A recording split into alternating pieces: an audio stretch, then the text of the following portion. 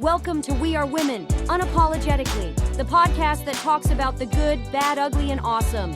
Careers, life transitions, confidence, and everything in between. Because shift happens, but you don't have to do it alone. 6 seconds. That's on average how long a recruiter looks at your resume before determining if you're worthy or not of an interview.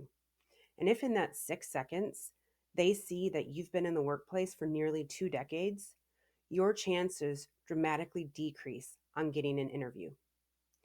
My name is Jessica Cumming, and welcome back to We Are Women Unapologetically. Today, we are tackling a topic that so many people age 40 and over have been battling silently for years: ageism. Whether you're looking to pivot into a new role, coming back after a break, or just thinking the workforce looks younger and younger, you're right. And, there could be looks from colleagues or managers thinking, are you resistant to change? Are you struggling with new technologies that are coming through? Or do you lack the energy to keep up? Today, we're going to be talking about all of this and giving you practical strategies that you can take in order to prove that your experience is not a liability. It's honestly your greatest advantage. So we're going to go ahead and dive right in. Before we talk about solutions, I want to talk about the problem. And the reality is that according to AARP, people that are 45 plus have experienced ageism or age discrimination in the workplace at a staggering 60%. And I'm willing to bet, based on that little form that you have to sign if you're 40 and above, that we're seeing it at even a younger age than 45.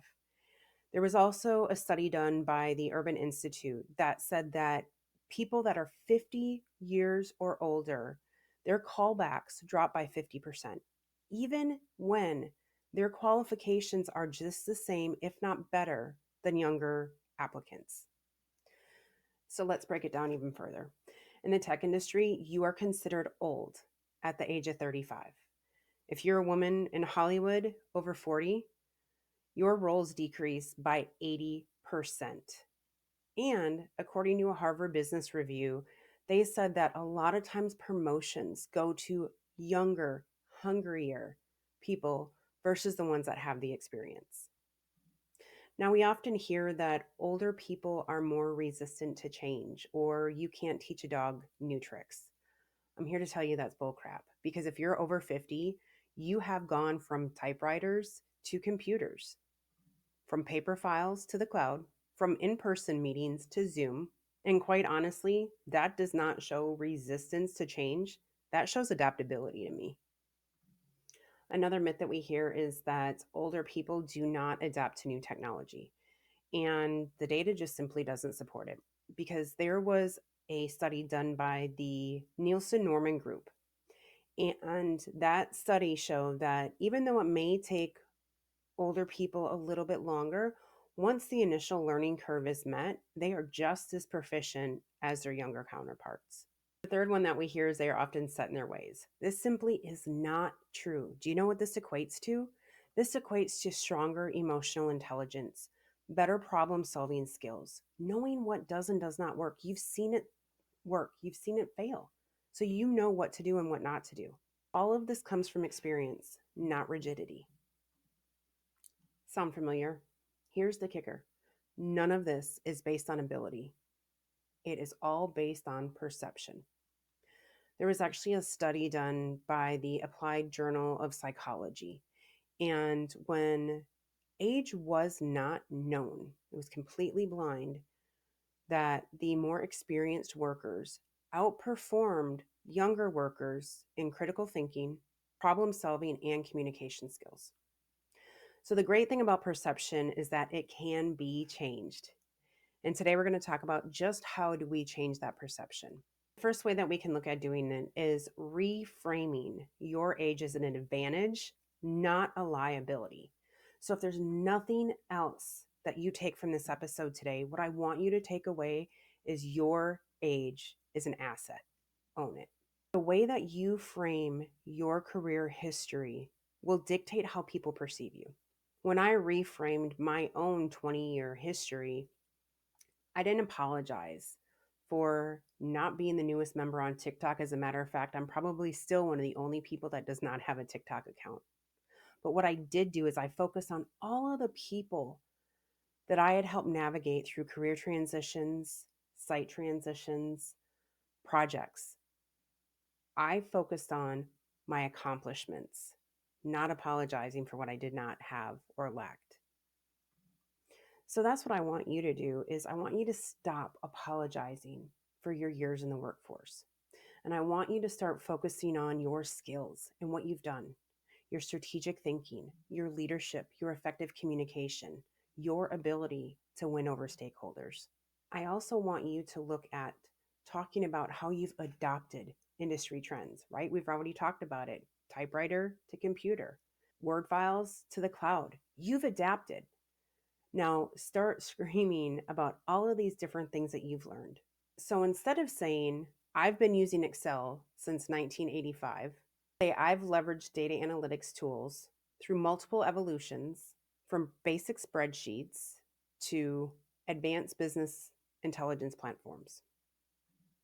And when you're looking at discussing your work history, especially with a potential manager, focus on relevant successes, not dates. Talk about the time that you led a challenging team, met completely what seemed impossible deadlines, save the company X amount of money, right? These things show forward thinking, they show strategy, they don't show your age. Some other ways that you can show adaptability is by reframing how you talk about yourself. Instead of saying, I've been in the workforce for 25 years or I have 25 years of experience, you can say, I've successfully navigated through 25 years of industry shifts. Instead of saying, I'm not tech savvy like some of the younger workers, you can say, I leverage new tools to enhance my expertise. Instead of saying, I remember when we used to do everything on pen and paper, you can say, I have seen firsthand how the digital transformation has revolutionized the way that we do business. And it gives me a unique experience on the changes that can take place. Instead of saying, I might be the oldest person on the team, you can say, my diverse professional background allows me to bring cross functional insights. See, by doing this, we're speaking facts. Another powerful shift is do not talk in a way that makes you sound outdated. So instead of saying, I've been around a long time, you can simply say, I have spent my career mastering X and continuously refine my expertise. This will show that you have confidence in yourself and will also give others confidence in you. So it doesn't just stop at how you talk about yourself, it goes to your resume, your cover letter, your online presence as well. Talk about your relevant achievements, not years in the workforce. So, for example, I updated my LinkedIn profile recently, and instead of saying seasoned professional or experienced professional, I focused on the results of what I do. I let my achievements speak for themselves. They don't need to know how long I've been in an industry, they need to know the results of what I've done and how I've helped. In interviews, make sure that you have examples ready. Talk about how you have embraced innovation or adapted new methodologies. When asked about your experience, frame it in terms of the unique perspective. So that way, when you're asked about your experience, you can focus on your unique perspective and judgment, not just the time that you've spent doing it. Remember, it's your narrative that shapes others' perception of you. So by focusing on your own experience as a dynamic asset versus just a static history, you can fundamentally change how others perceive you. What I really want to do now is I really want to dive deep into the digital presence because whether you like it or not, it's here and it makes it first impression for you. So if you have a LinkedIn profile where your picture hasn't been updated in 5 years, you look nothing like that anymore. Your website says that it was created in 2008 or you're still using an AOL email, you may actually be reinforcing these stereotypes and not even realizing it. And here's why it's so important is because there was a study done by Career Builder, and they said that 70% of employers look at a candidate's online presence before even hiring them. And 57% said that based on what they saw on social media, it made a difference of whether or not they actually extended them an offer. But beyond avoiding red flags, we actually want to use your online presence as an opportunity to knock down any stereotypes or perceptions before they're even formed. The easiest thing that you can do is make sure that your LinkedIn headline is up to date. It's critical. It's the first thing that people see. And so you want to make sure that it's keyword driven, future focused, forward focused, and showcases leadership. Here's why this works. It's because LinkedIn's algorithm uses your headline for search relevance. And often, recruiters are going to be looking for contemporary skills, not legacy titles. Instead of seasoned marketing manager with 20 years experience, try this instead. Growth focused marketing leader, digital strategist, brand storyteller, focusing on multi-channel campaigns. A lot of times we're seeing people that are open to work. So if you're looking for work, listen to this one. Instead of saying veteran sales manager looking for new opportunities, simply state revenue acceleration specialist, relationship driven sales leader, CRM optimization expert. These changes are subtle, but they speak volumes. The first examples, obviously, they scream experience, triggering age bias. But the second examples focus on skills and forward thinking expertise, which knock the bias out. Now, I'd love to sit here and tell you that just doing these things is enough, but the reality is it's not. You need to not only make sure that your profile is up to date and relevant, but you also need to keep it active. And here's how you can do that. Post relevant industry insights and look at emerging trends. Give your thoughts on it. This not only shows where you've been and you can show the historical context, but also what your thoughts are on it for the future as well. Engage with current conversations.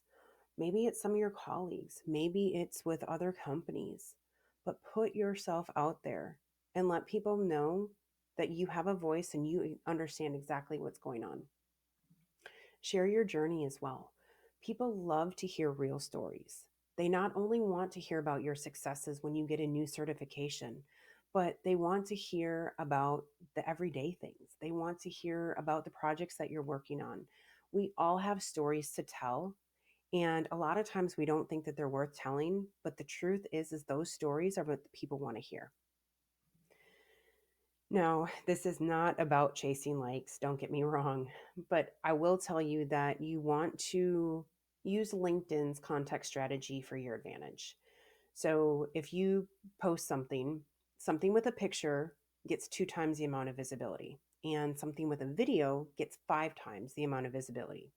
Be selective. You don't want to just be posting anything and everything, but think about that when you go to post. Not only is it going to help with visibility, but these modern formats will show digital fluency. So beyond LinkedIn, there is an entire digital footprint out there for you. Google yourself. What comes up? If it does not show your expertise the way that you want it to, change it. Appear as a guest blogger or a podcast guest. These are all different ways for you to help enhance your digital footprint. Another thing is one that I was actually guilty of until a couple of years ago, and that's your email. If you are still using Yahoo, Hotmail, AOL, it's time to switch it up. Gmail is now the way to go. Something simple, but it shows that you are up to date with the current email. Another thing is update your professional headshot. And by this, I don't mean that you have to go out and have a professional photo shoot done, but have a well lit contemporary looking photo. I'm not saying try to look younger, just look professional. Studies show that professional looking headshots increase profile views by 14 times. And if you have a personal website, make sure that it is up to date. Again, it looks contemporary. And if you're not good at those types of things, Wix, Squarespace, these sites have a lot of different templates that you can either purchase or make it pretty easy to build your own website. I honestly learned how to do mine, and I've probably redone it 4 times now. And I keep changing it and I keep trying to really make sure that it reflects me and my brand the way that I want it perceived. It's okay. The first time is not going to be perfect. And I remember my first one. I was like, oh my gosh, I'm never going to change this. This is the best website ever. And it probably was not even 6 months and I had changed it. And then I changed it again 3 months later.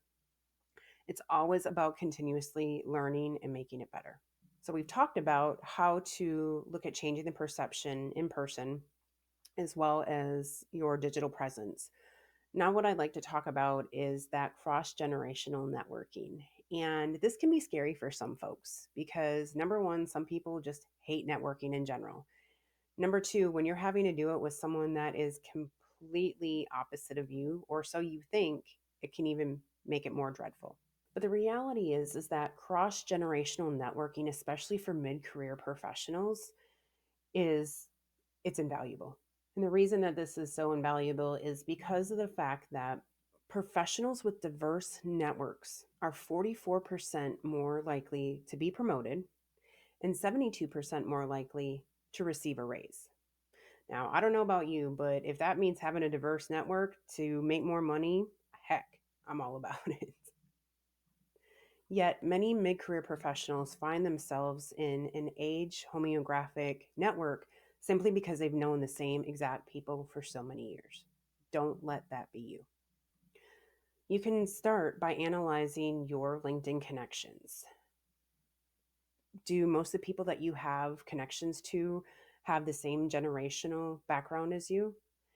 If so, you are missing out on loads of opportunities and perspectives that can definitely help you in the long run.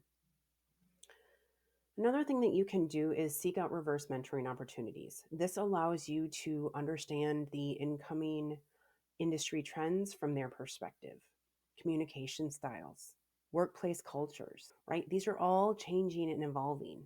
And this is your opportunity to make sure that you're staying relevant. Attend events outside your usual circuit. Look for industry meetups, hackathons, on conferences. A lot of times businesses have emerging professionals or Gen Next groups, and they don't just welcome in these emerging professionals. They actually want these experienced professionals in here as well. A few years ago, I was part of a next gen group. I was one of the chairs, and it provides so much experience, but also exposure to different things that I may not have necessarily had the opportunity to go to, like the Texas Conference for Women, right? So get yourself more involved in these things. It's okay. Some of them don't have to take up a lot of time. It it takes the time that you're willing to give, but you meet so many new people and gain so many unique opportunities. The last tip that I want to share with you is create yourself opportunities to collaborate in cross-generational activities. This could be projects at work, it could be volunteer events in the community. Whatever it is, though, create these for yourselves. Put yourself out there. But here's a tip: when you're in these settings, watch how you are communicating.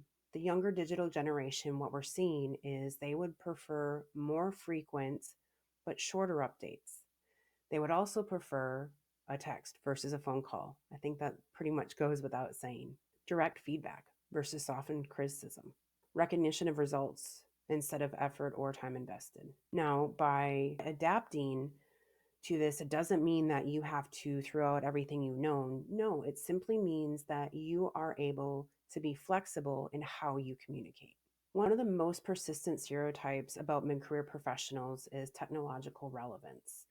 And so that's why I want to now talk about how do you look at staying technologically relevant without burning out.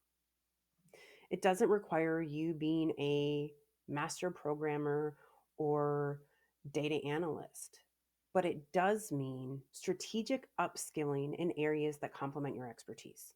I have a really interesting fact for you. So if you've been multitasking, come back to me because you're going to want to hear this.